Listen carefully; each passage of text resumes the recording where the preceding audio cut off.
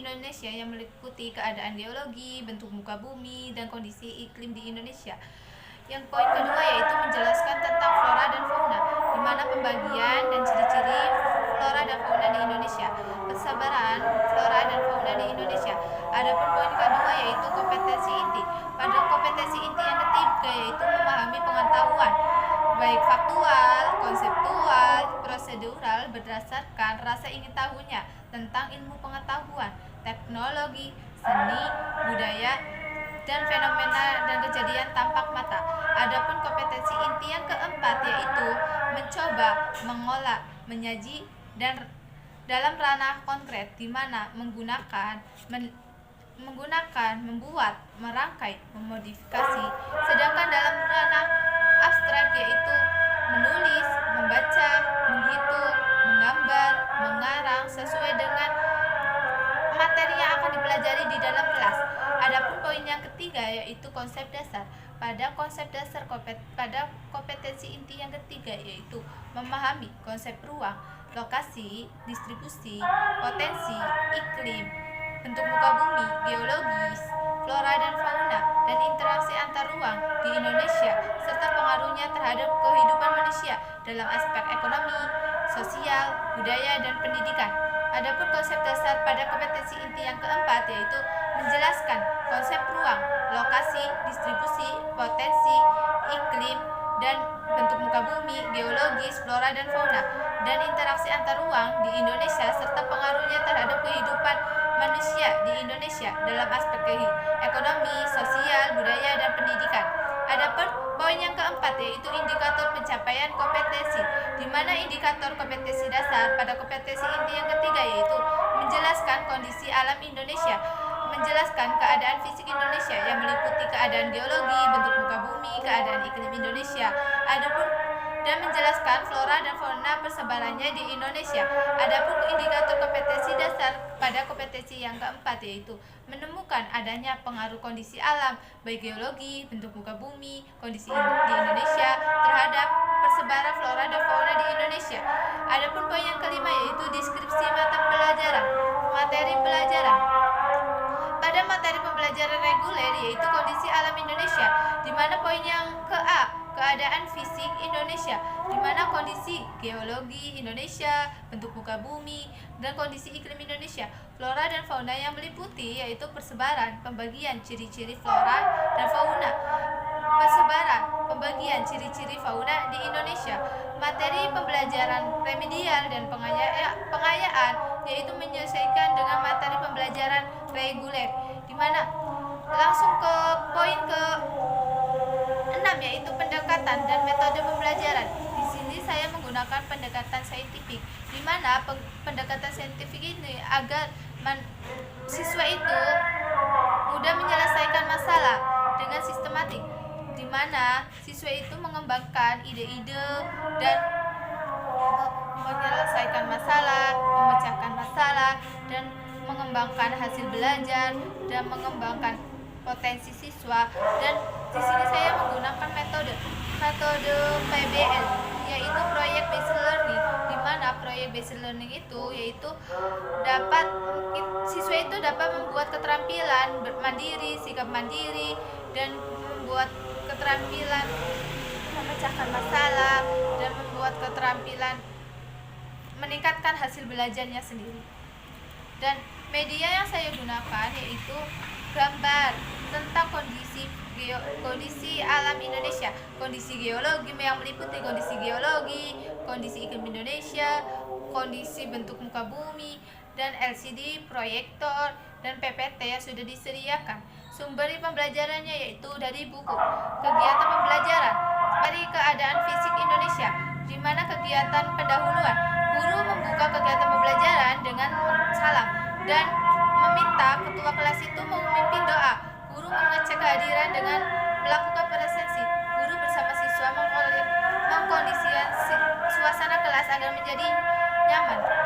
Guru memotivasi siswa dengan mengungkapkan manfaat dan pentingnya keadaan fisik Indonesia. Guru menyampaikan garis besar cakupan materi yang mau diajarkan. Guru melakukan kegiatan apresiasi, di mana guru itu menanyakan tentang materi yang berkaitan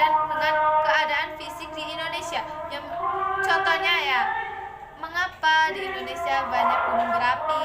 Terus siswa itu dibentuk menjadi kelompok. Masing-masing kelompok itu ada 4 anak. Kegiatan inti mengamati. Siswa harus mengamati peta yang menunjukkan keadaan geologi, bentuk muka bumi, dan keadaan iklim di Indonesia. Peserta didik itu juga membaca, memahami materi yang sudah diberikan oleh guru. Terus hasil pengamatan tersebut, kepada gambar tersebut, siswa itu diminta untuk mendiskusi tentang hal yang ingin diketahui tentang dengan teman atau kelompoknya.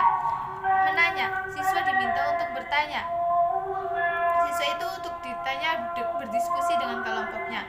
Mengumpulkan informasi, yaitu siswa itu diminta untuk mengumpulkan informasi atau pertanyaan-pertanyaan yang sudah dirumuskan oleh teman-teman. Mengasosiasi, siswa itu diminta setiap kelompok itu membuat mind mapping. Mind mapping itu tentang keadaan fisik Indonesia, meliputi geologi, bentuk muka bumi, dan iklim di Indonesia dengan menggunakan kertas HVS. Mengkomunikasi, beberapa siswa itu harus mewakili ke depan kelas untuk presentasi yang sudah berdiskusi dengan kelompoknya. Kegiatan penutup, kesimpulan, siswa bersama guru menyimpulkan hasil belajar. Yang menyimpulkannya yaitu jawaban atas pertanyaan-pertanyaan oleh teman-teman semua. Refleksi, siswa bersama guru melakukan refleksi. Guru meminta kepada siswa untuk menyampaikan beberapa hal terkait materi yang sudah diajarkan. Guru memberikan tugas kepada siswa untuk mempelajari tentang materi yang akan selanjutnya, materi minggu depannya. Pengkondisian siswa, doa dan salam. Materi yang kedua yaitu materi flora dan fauna. Kegiatan pendahuluan, guru membuka kegiatan pembelajaran dengan salam, meminta ketua kelas itu untuk memimpin doa. Guru mengecek kehadiran dengan presensi. Guru bersama siswa itu melakukan pengkondisian suasana kelas agar menjadi nyaman.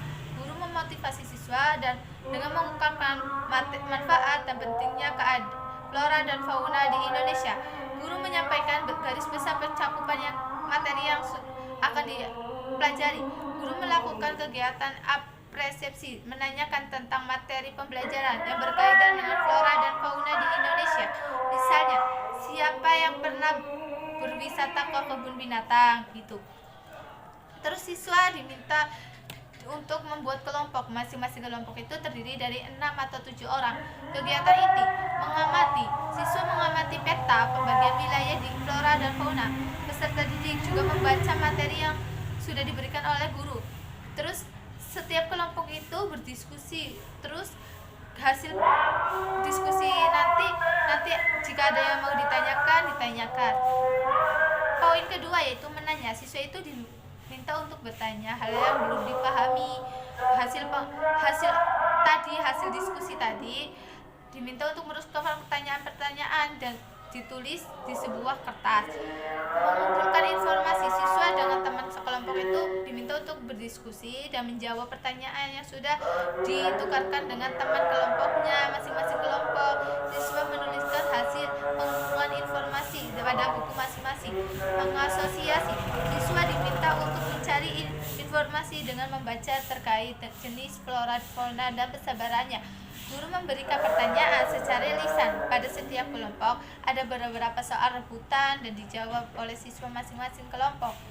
Mengkomunikasi, siswa itu diminta untuk aktif dan ikut serta dalam pertanyaan yang diberikan oleh guru.